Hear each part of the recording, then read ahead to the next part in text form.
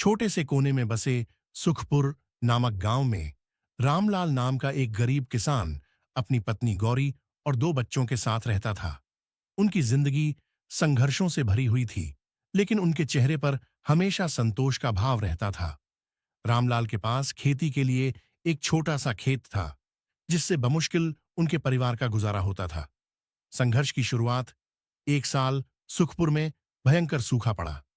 महीनों से बारिश नहीं हुई थी और खेतों में दरारें पड़ गई थीं।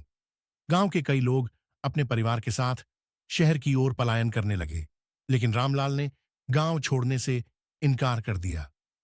उसने सोचा, ईश्वर ने मुझे यहां जन्म दिया है तो वह मेरी देखभाल भी करेगा।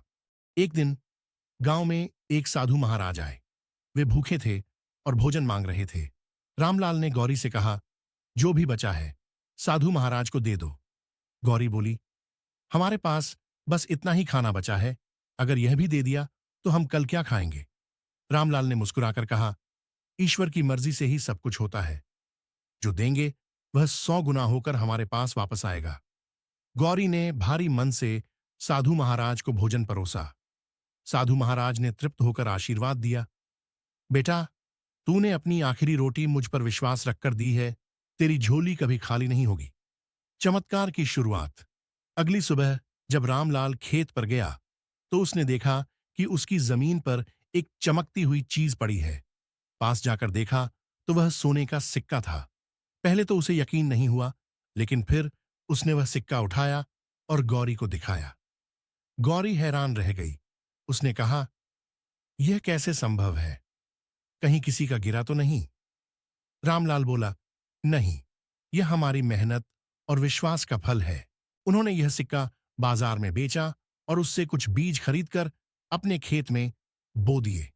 कुछ दिनों बाद बारिश होने लगी और फसल इतनी अच्छी हुई कि वह पूरे गांव में सबसे अधिक अनाज उगाने वाला किसान बन गया।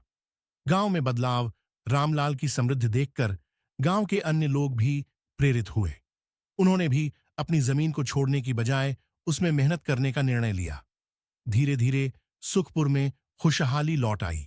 गांव के लोग रामलाल को आदर की दृष्टि से देखने लगे। अब वह सिर्फ एक साधारण किसान नहीं था, बल्कि एक प्रेरणा बन चुका था। संदेश, यह कहानी हमें सिखाती है कि विश्वास और दया कभी व्यर्थ नहीं जाते। जब हम मुश्किल हालात में भी ईमानदारी और परोपकार को नहीं छोड़ते, तो जीवन हमें अप्रत्याशित रूप से पुरस्कृत करता है।